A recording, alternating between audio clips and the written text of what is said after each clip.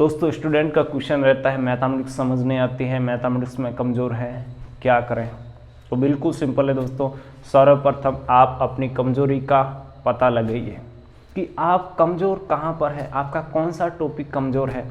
जैसे दोस्तों आप कमजोरी का पता लगा लेते हैं तो आपका वहाँ पे ऐसे समझ लो 50% प्रॉब्लम ख़त्म हो गया है। कैसे, इस बात को ध्यान से समझना। जैसे दोस्तों यहाँ पर आपको फॉर्मूले तो मैथमेटिक्स के सारे याद हैं, लेकिन जब उनसे रिलेटेड क्वेश्चन आता है तो आप उसको लगा नहीं पाते हैं। इसका मतलब क्या हुआ, आपको केवल फॉर्मूला याद है, उस फॉर्मूले का एप्लीकेशन क्या है, उस फॉर्मूले में प्रत्येक टर्म का मीनिंग क्या है वो आपको पता नहीं है। अब उसका आपको क्या करना है, पता लगाना है। यानी यहाँ से देखिए, इस बात से हम क्या समझ सकते हैं, मैथमेटिक्स कि आपके सारे फॉर्मूले याद होने चाहिए। जिस भी चैप्टर को आप सोल्व कर रहे हैं उसके पहले फॉर्मूले लिख लो किसी पेज पर, जब आपको क्लास में पढ़ाया जाए तब फॉर्मूले लिख लो, या जो आपकी एक्सरसाइज के पीछे एग्जाम्पल दे रखे हैं उन एग्जाम्पल को एक बार देख कर सोल्व करो। रफ कॉपी ले लो, ठीक है। और एक बात यह भी समझ लो कि आपको मैथमेटिक्स में प्रैक्टिस करना ही पड़ेगा। रफ कॉपी में जैसे आप प्रैक्टिस कर रहे हैं तो एक फॉर्मूला आ गया, उस फॉर्मूले को लिख दो। अब उस फॉर्मूले की प्रत्येक शब्द को समझो, उस फॉर्मूले की प्रत्येक टर्म को समझो कि इसका कहाँ पर यूज हो रहा है। जैसे मैं बात करूँ दोस्तों आपका Sn equal to n/2 2a + n-1d, जैसे यह मुझे फॉर्मूला याद है।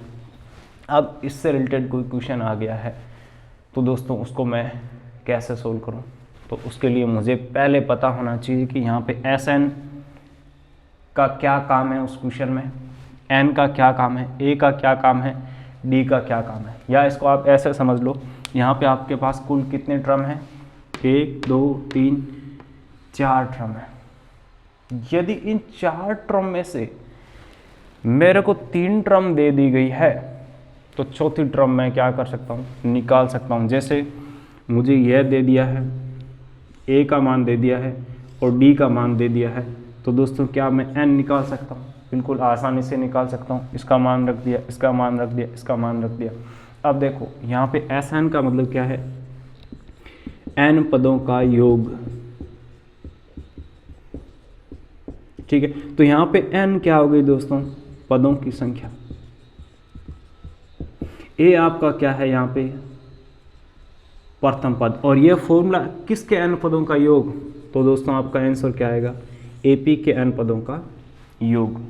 ये आपका प्रथम पद है और यहाँ पर ये आपका कॉमन डिफरेंस यानी सार्वंतर है।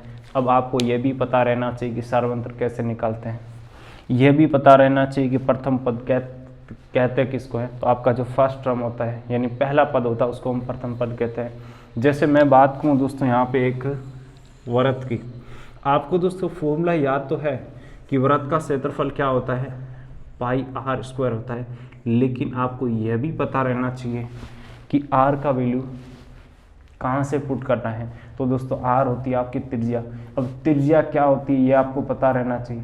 यानी यहाँ पे आपका देखो मैथमेटिक्स में एक चीज़ क्या है दूसरी चीज़ से रिलेटेड है, तो जब आपको पहले वाली चीज़ पता होगी तो दूसरी वाली आपको अपने आप आ जाएगी। तो त्रिज्या किसे कहते हैं दोस्तों, सेंटर से लेकर यहाँ तक इसके बाउंड्री तक की डिस्टेंस किसी पॉइंट तक वो आपकी त्रिज्या कहलाती है। तो यहाँ पे जैसे किसी क्वेश्चन में आपको माना ये चित्र बना कर दे रखा है और ये आपका 3 सेमी दे रखा है, तो आप क्या करेंगे, यहाँ से पता कर लेंगे कि आपका यहाँ पर जो दे रखा है वो क्या है, वास्तव में त्रिज्या ही है। इसको चाहे किसी लैंग्वेज में दे दिया जाए, डायरेक्ट त्रिज्या उसको ना बोला जाए, इसको व्यास के रूप में दे दिया जाए। जैसे यहाँ से यहाँ तक डिस्टेंस आपका दोस्तों क्या रहता है, व्यास रहता है। जैसे आपको यहाँ पे 6 सेंटीमीटर व्यास दे दिया जाए, तो अब आपको एरिया निकालना है तो आपको पता रहना चाहिए कि व्यास और त्रिज्या में क्या होता है, संबंध होता है। कैसे, जो आपकी त्रिज्या है वो दोस्तों व्यास की आधी होती है।